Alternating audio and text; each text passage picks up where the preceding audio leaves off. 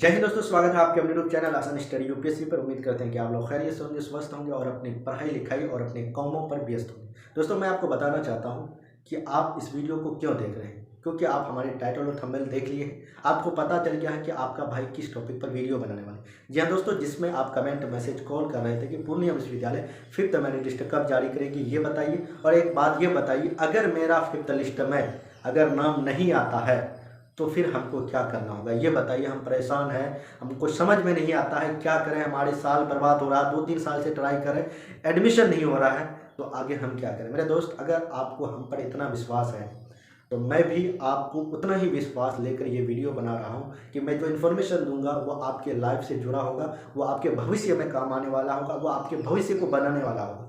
तो आपको बस वीडियो देखना है, सारी इन्फॉर्मेशन मिल जाएगा। जो भी मन में सवाल है, जो भी डाउट है, 110% क्लियर हो जाएगा। अगर आपका 5th लिस्ट में नाम नहीं आता है तो आपको क्या करना है। उससे पहले मैं बता दूं, आपको कुछ इंपॉर्टेंट बात करने वाले। हमने जो टॉपिक पर वीडियो बनाया है, थोड़ा टॉपिक से हटकर 2 मिनट मैं आपसे बात करना चाहता हूं, क्योंकि आप सभी का रिक्वेस्ट आ रहा था कि मेरे भाई आप ये बताइए हमारे लिए कौन सा नेता अच्छा होगा, ये बताइए।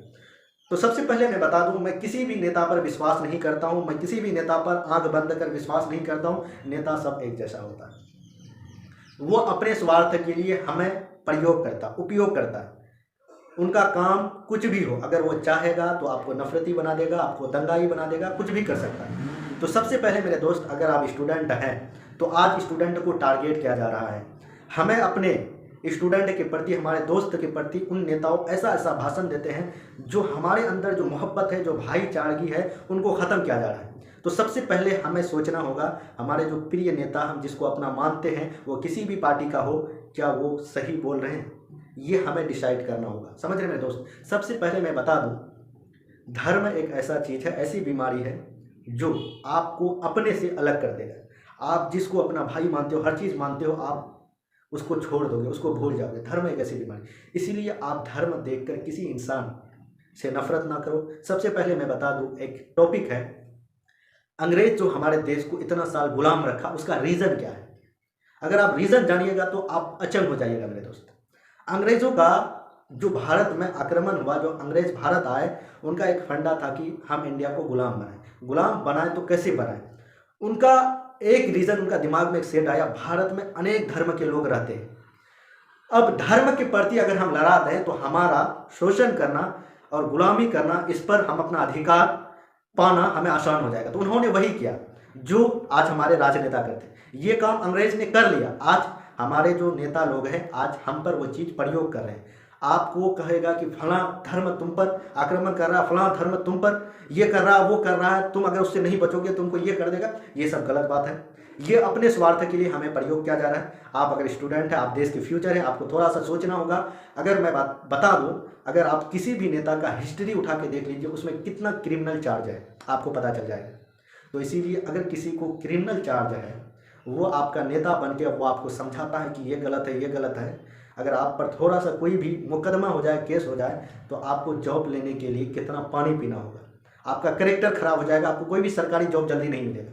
तो उनको कई धारा, कई क्रिमिनल केसेस होते हैं, फिर भी वो नेता बन जाते हैं और आप उनके बारे में थोड़ा सा भी विचार नहीं करते हो, क्या वो गलत है जिनको हम उस गद्दी पर बैठाएं, क्या वो लायक है। आपको आज कुछ भी भाषण दे देता है, आप अपने दोस्ती को ख़त्म करने के लिए तैयार हो जाते हो। तो मैं सबसे पहले बता दूं, मैं किसी भी धर्म, जाति विशेष से भेदभाव कभी नहीं किया हूँ आज तक। मैं अपने माइंड से ये बात ख़त्म कर दिया हूँ। मैं यही सोचता हूँ कि सभी एक है।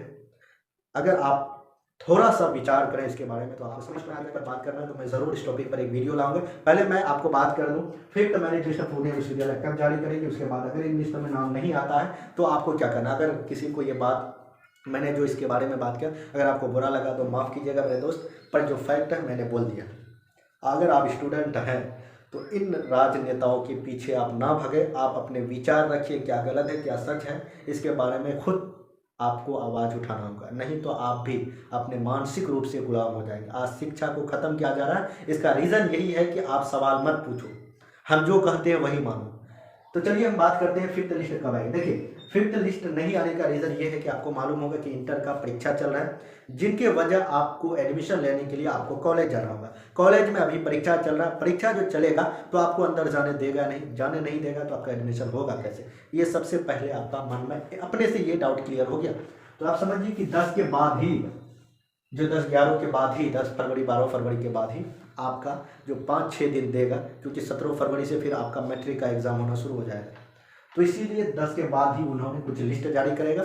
जो भी आवश्यक सूचना, जो भी ऑफिशियल सूचना आएगा मैं आपको बता दूंगा। बताने के लिए, आपको जानने के लिए, ये सारी इन्फॉर्मेशन जो भी आएगा, कब आएगा, कब ये ऑफिशियल नोटिस आएगा, ये आपको हमारे इस यूट्यूब पर मिल जाएगा। इसके लिए अगर आप सब्सक्राइब नहीं किए तो सब्सक्राइब करिए। अब बात आती है, अगर इन 5th लिस्ट में नाम नहीं आया मेरे दोस्त, आपको क्या करना है? देखिए, आपके पास ऑप्शन है, बहुत ऑप्शन है। आपके पास एक डीएलएड कोर्स होता है। डीएलएड जानते हैं क्या होता है?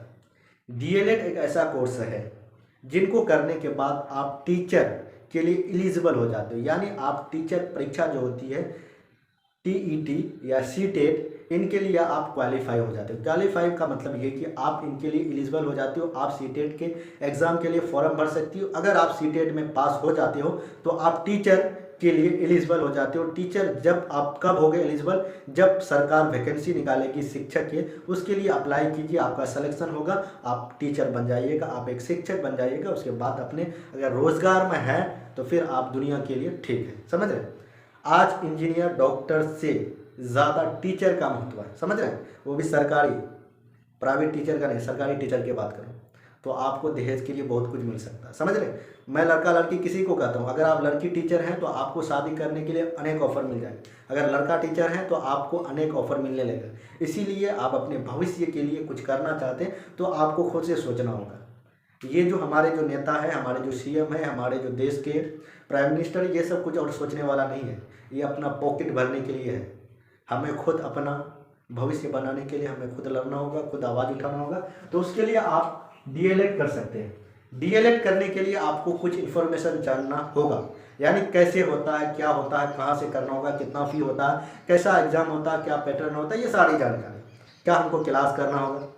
देखिए, ये होगी डीएलएड। डीएलएड का एक संपूर्ण वीडियो आने वाली है इसके बाद, कि डीएलएड कितने मार्क्स का होता है, एडमिशन का प्रोसेस क्या है, क्या क्या डॉक्यूमेंट्स लगेगा, कितना फी लगेगा, एग्जाम कितना मार्क्स का होता है, ये सारी जानकारी नेक्स्ट वीडियो पर आने वाली है। उसको देख लीजिएगा। वीडियो लंबी है पर आपको देखना है। उसके बाद मेरे दोस्त, डीएलएड में कुछ मतलब उसमें एक आपको ये है कि एडमिशन लेने के लिए आपको एलिजिबल होना चाहिए कम से कम 12th में 50 मार्क्स। अगर आपका 50 मार्क्स है तो लगभग आप डीएलएड में, समझिए कि अगर आपका 45 यानी इंटर में अगर आप 45 मार्क्स है तो आप डीएलएड कर सकते हैं। समझ रहे?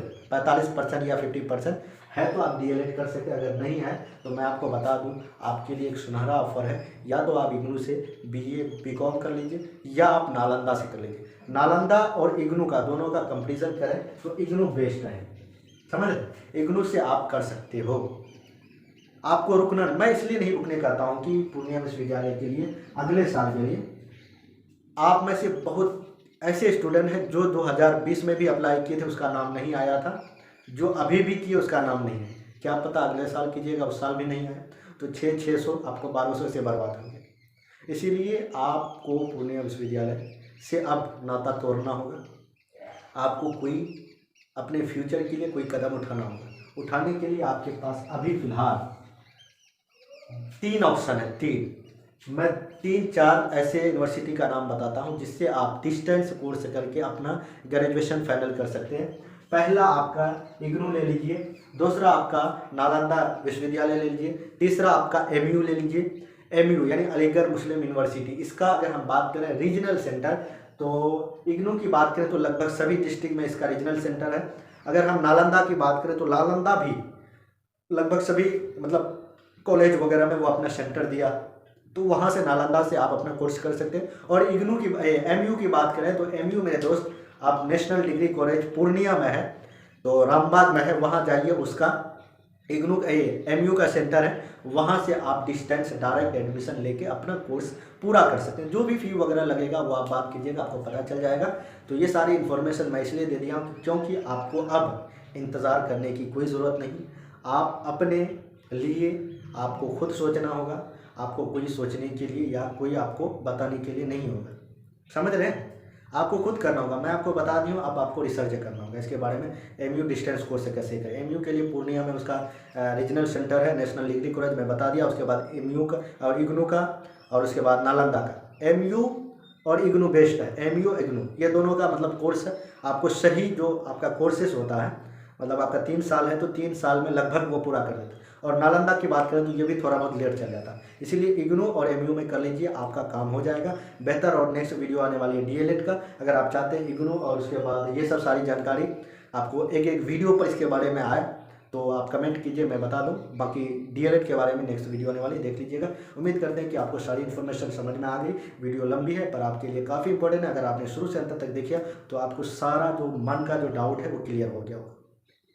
समझ रहे हैं? तो फिर मिलते हैं नेक्स्ट वीडियो पर। इसी तरह अपना प्यार सपोर्ट देते रहिए। मैं आपको इसी तरह का दमदार अपडेट लेके आता रहूँगा। जय हिंद, लव यू, बाय।